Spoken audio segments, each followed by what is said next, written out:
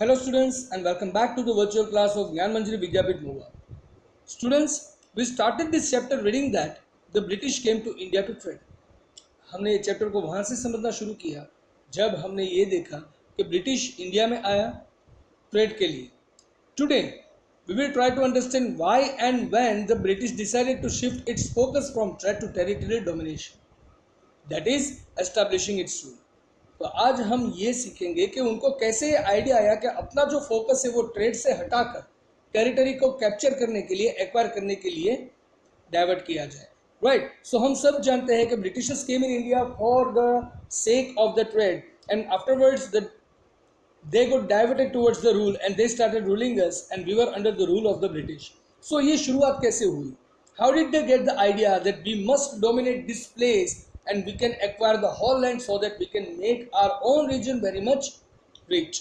Right? England को ज़्यादा rich बनाने के लिए इंडिया को कैसे डोमिनेट किया जाए, कैसे अपने अंडर लिया जाए? राइट. ये थॉट, इसका फोकस कैसे हुआ? Right. How did they get the idea to do so? ये हम आज समझने वाले हैं. So as you watch the video, list down the causes of the battle of Plassey. तो उसकी शुरुआत हुई थी प्लासी के बैटल से. तो जैसे ही अभी मैं एक वीडियो प्ले करने जा रहा हूँ, जैसे ही आप वीडियो को देख रहे हो, राइट, आप हाथ में एक पेज और पेन लेकर बैठिएगा और जो इम्पोर्टेंट कॉजेज है जो हमें दिखा रहे हैं कि प्लासी का जो बैटल है वो कैसे हुआ, राइट, वो इम्पोर्टेंट जो कॉजेज है वो आपको लिखना है. Right. So here I am playing the video for you guys. Just watch it carefully. Right. Try to understand that properly and note down all the important points that you feel. और वही points आपको मुझे भेजना है और वही आपका homework रहेगा, the points of today.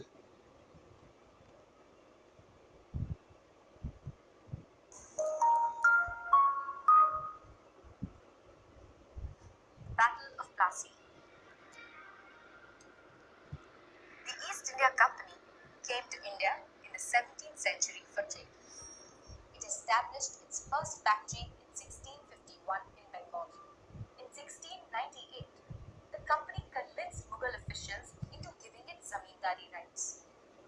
So, students, हमने ये देखा कि सबसे पहले 17th century के स्टार्ट में, right, the Britishers came to India in 1651. They started their first place to work over here. Afterwards, in 1698, they convinced the Mughal Empire for getting the rights for the zamindari. Right. That means उन लोगों ने convince किया Mughal empire को कि हमें ज़मींदारी rights दिया जाए. कब? 1698 के अंदर. 1651 ने उन लोगों ने अपना पहला यूनिट एस्टेब्लिश किया और 1698 के अंदर उन लोगों ने कन्विंस कर लिया मुगल सरकार को कि आप हमें अधिकार दीजिए कि जिससे हम आपका जो ज़मींदारी का काम है वो करें, यानी कि आपकी जगह पे टैक्सेस हम कलेक्ट करेंगे. We are the people who are going to help you. Right. 7th standard में हमने पढ़ा था कि कैसे जो किंग्स होते थे मिडिवल इंडिया के अंदर, जो अपने नीचे सामंत को रखते थे कि जो उसके बिहाफ पे टैक्स कलेक्ट करें. So the same rights were asked by the Britishers and they got it. Right. So in 1698 they people got the zamindari rights. It also persuaded the Mughal Emperor Aurangzeb to grant it the right to trade duty-free. The company continuously pressed the Mughals for more concessions and tried to manipulate its existing privileges. For instance, company officials refused to pay duty on their private trade, causing an enormous loss of revenue for Bengal. Through the early 18th century, the conflict between the company and the Nawabs of Bengal intensified. So company ने उसके अलावा मुगल साम्राज्य को इसलिए भी convince कर लिया कि हमें ज़मींदारी राइट्स तो मिले, उसके अलावा हमें ड्यूटी फ्री ट्रेड मिले, यानी कि ऐसा ट्रेड हम करें जिसमें हमें ड्यूटी यानी कि टैक्सेस पे ना करना पड़े. राइट. तो ये था transaction between the British company as well as the Indian people. But the Britishers started doing the duty free transactions for the private transactions only. Right. अपने खुद के जो ट्रांजेक्शन है उसके लिए ही उसने ड्यूटी फ्री ट्रांजेक्शन स्टार्ट कर दिए, which was not there in to the condition of the duty free trade. उसके अलावा वो मुगल सरकार को भी कन्विंस करते रहे कि उनको कम से कम कॉस्ट में काम करना पड़े, यानी कि मैक्सिमम कंसेशन उनको टैक्सेस के लिए मिले.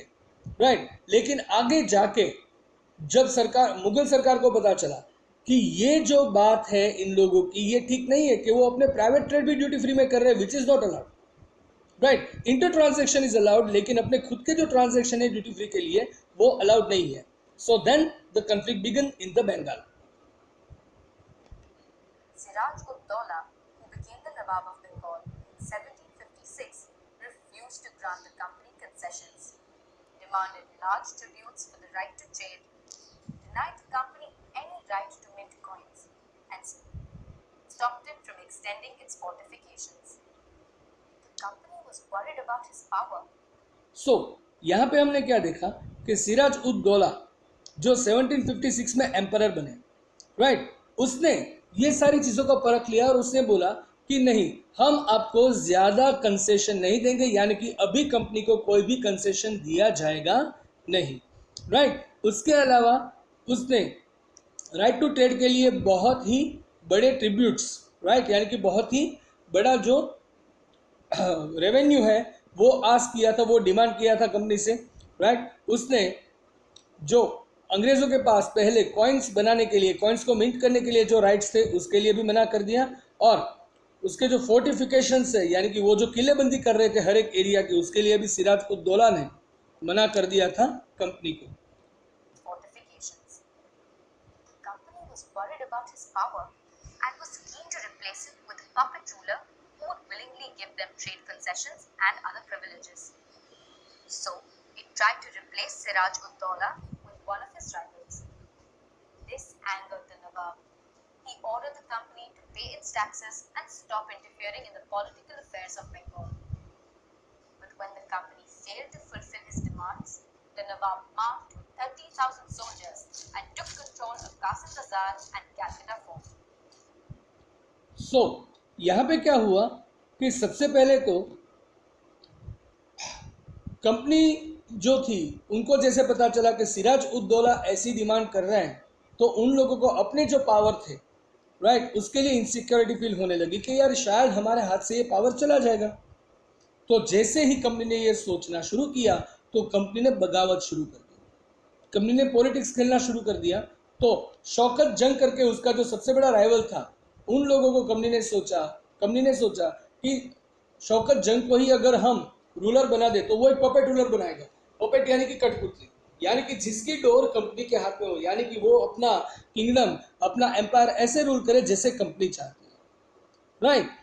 जैसे ही सिराज उद दौला को पता चला तो उसने 30,000 सोल्जर के साथ मार्चिंग किया And took control of Qasim. और उसने कासिम बाजार जो इंग्लिश फैक्ट्री थी उसके ऊपर कलकत्ता के अंदर पूरा का पूरा कंट्रोल ले लिया, राइट, और उसने पूरा अपने कंट्रोल में कासिम बाजार को ले लिया. Bazar and Calcutta Fort. He cut off all supplies and support to company ships. To aid the company, armed forces were sent to Madras under the command of Robert Clive, along with the naval fleet.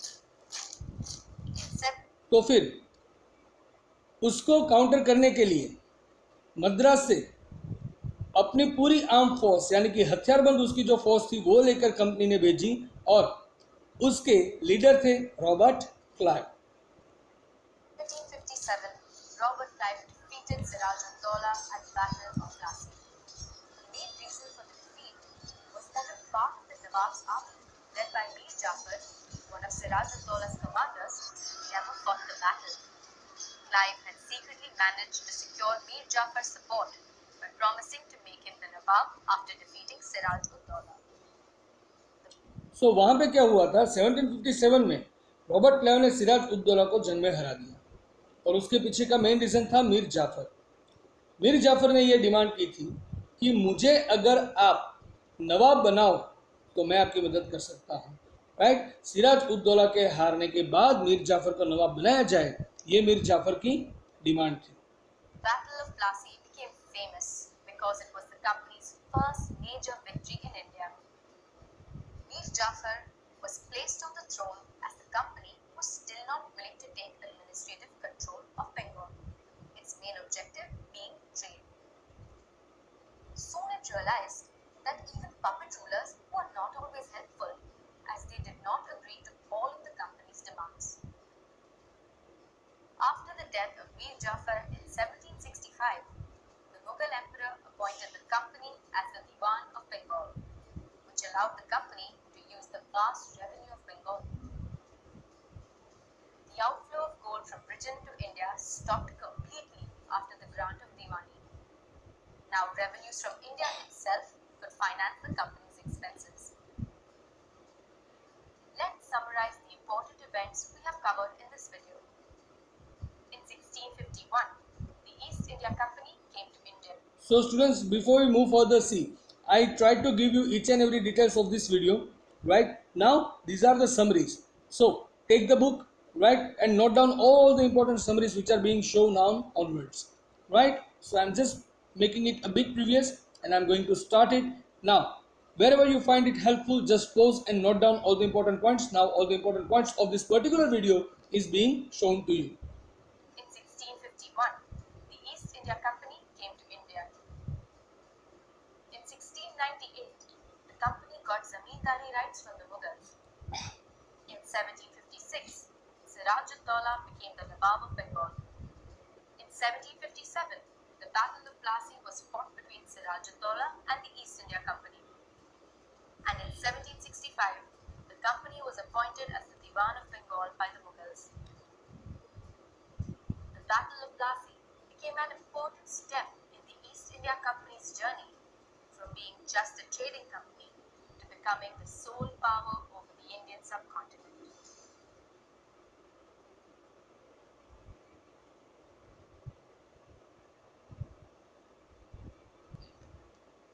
So students, we saw over here that how the company gradually started occupying the territories.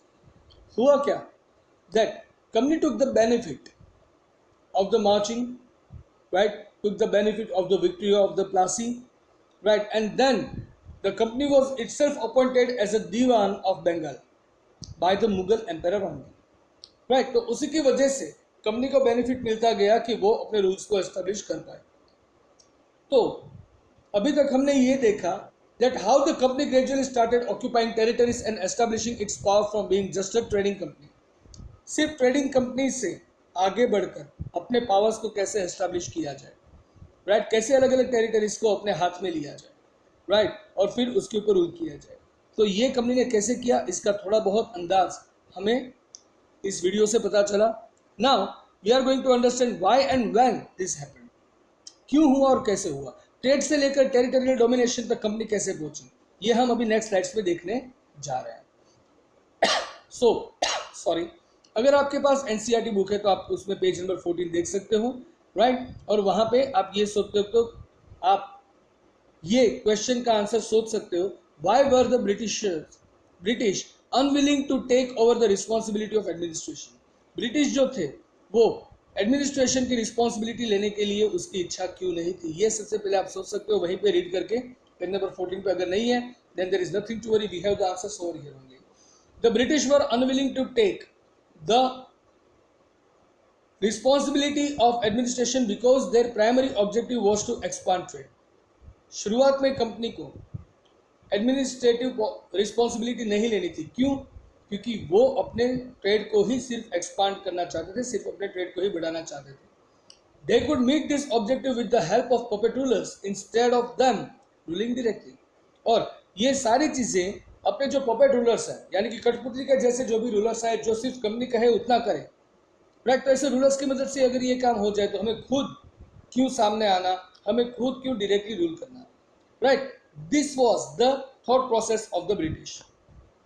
उसके बाद अगर आप NCERT book में page number 14 read करोगे, right, तो आप एक और क्वेश्चन का आंसर दे पाओगे, and that what problems did the company have with the puppet rulers. Puppet rulers के साथ कंपनी को क्या प्रॉब्लम थी वो हमने वीडियो में तो देखा ही है, right. The same answer is here. The puppet rulers were not always as helpful as the company wanted them to be. Puppet rulers भी हमेशा इतने हेल्पफुल नहीं होते थे जैसे कंपनी उसकी हेल्प चाहती थी. It was not that possible. हर बार ये नहीं हो सकता था. This is because the puppet rulers wanted to be respected by their people and maintain their dignity by acting independently, sometimes against the interest of the company.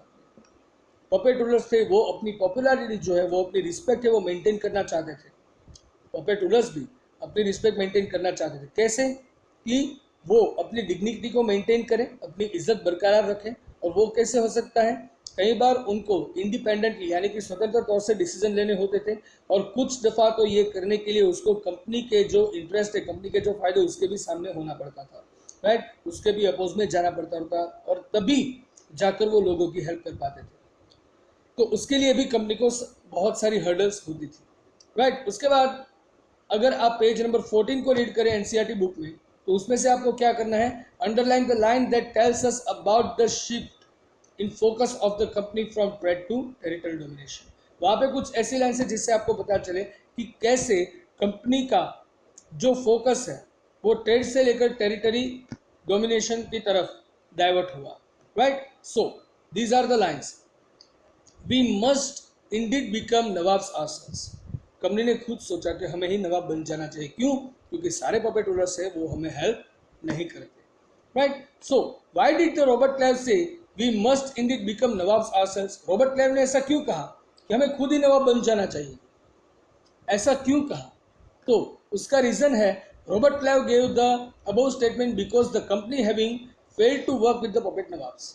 Company puppet nawab के साथ काम करने में फेल हुई थी, क्योंकि जैसे ही अभी हमने डिस्कस किया, पपेट नवाब जितने भी थे, लोगों के सामने अपनी रिस्पेक्ट को मेंटेन करने के लिए कई बार कंपनी के फायदे को भी उसको निगलेक्ट करना पड़ता था, रिजेक्ट करना पड़ता था, और लोगों के हेल्प में जाना पड़ता था, जिसकी वजह से कंपनी के बहुत सारे जो ऐसे फायदेमंद डिसीजंस होते थे जो मिस हो जाते थे, राइट, कि जो फॉलो नहीं कर पा रहे थे, right. So this was the first reason, and then realized that they should become nawabs and rule the acquired territories directly। और तब रॉबर्ट क्लाइव ने कहा कि नहीं यार, हमें ही नवाब बन जाना चाहिए और सारी टेरिटरी को हमें ही रूल करना चाहिए, ताकि ये सारे जो पपेट रूलर्स है उसकी जो प्रॉब्लम्स है वो हमें फेस ना करनी पड़े।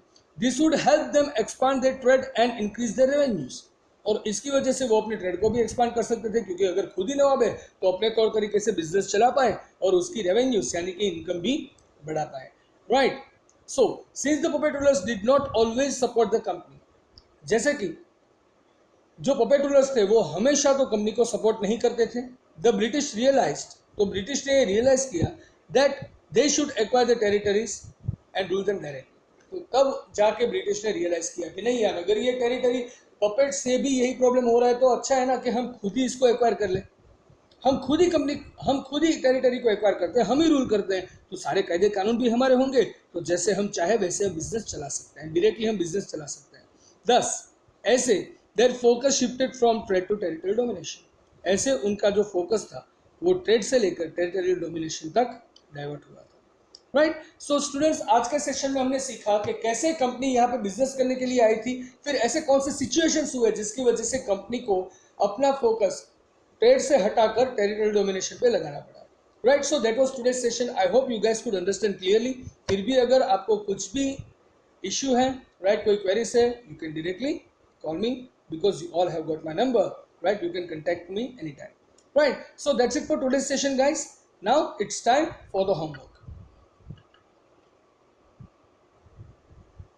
सो स्टूडेंट्स, आपको आज का पहला होमवर्क तो मैंने दे दिया था, राइट, कि जो वीडियो था उसके समरी आपको लिखने हैं, राइट। उसके अलावा आपके पास जो एसबी बुक है उसके अंदर एसबी 10 में प्रैक्टिस क्वेश्चन 5 है, उसमें 5.1 जो क्वेश्चन है, read the events listed in the table given below, right, और उसके ए बी सी 3 आंसर है। Number the events in order in which they occurred, यानी कि ये जो नीचे टेबल है पूरा, राइट, जिसमें 1 से लेकर 10 तक इवेंट्स है, उसको आपको नंबर देने हैं, राइट, कि कौन से ऑर्डर में वो सारी इवेंट हुई थी। दूसरा, circle event where the company try to interfere in the political affairs of the Indian kingdom for the first time. Indian kingdom में पहली दफा जब कंपनी ने पॉलिटिकल डिसीजन में इंटरफियर करने की कोशिश की, राइट, उन सारी इवेंट्स को आपको सर्कल करना है, यानी कि जो ऑर्डर है, यहाँ पे जो साइड में बॉक्स है, order in which they occurred, उसमें 1 to 10 में जहाँ पे भी जो भी ऑर्डर में आपको लगता है कि नहीं यार, यहाँ पे कंपनी ने ट्राई की थी सबसे पहले कि पॉलिटिकल डिसीजन में हम इंटरफियर कर सकते हैं, उसके ऊपर आपको राउंड करना है। और तीसरा है, underline all the events that show the shift in focus of the company from trade to territorial domination. तो बिजनेस से ध्यान हटा के सत्ता के लिए आगे बढ़ता है, ऐसी कौन कौन सी इवेंट है कि जिसकी वजह से ये हुआ, तो उन सारी इवेंट्स के नीचे आपको अंडरलाइन करना है, right. So that was the practice question number 5.1। और 5.2 जो है वो आपको अपने आइडिया से लिखना है, that is why is the battle of Plassey an important event in the history of the British empire in India. India के अंदर ब्रिटिश एम्पायर है उसकी हिस्ट्री में बैटल ऑफ प्लासी क्यों इंपॉर्टेंट है वो आपको लिखना है। आंसर इन 3 to 4 सेंटेंसेस, 3 से 4 सेंटेंस में आंसर देना है। राइट, सो उसके लिए राइटिंग टिप भी यहाँ पे दी गई है। राइट, सो ये आपका होमवर्क है। सो आज के कुल मिला के आपके 2 होमवर्क है। पहला वीडियो का समरी है, राइट, और दूसरा क्या है, दूसरा है question number 5.1 and 5.2 on SB10। Right, so that's it for today's session, guys. I'll see you in the next session with a new topic. Till then, it's time to say goodbye. So goodbye, take care, have a nice time, stay home, stay safe, and yes, don't forget to share your homework. Thank you.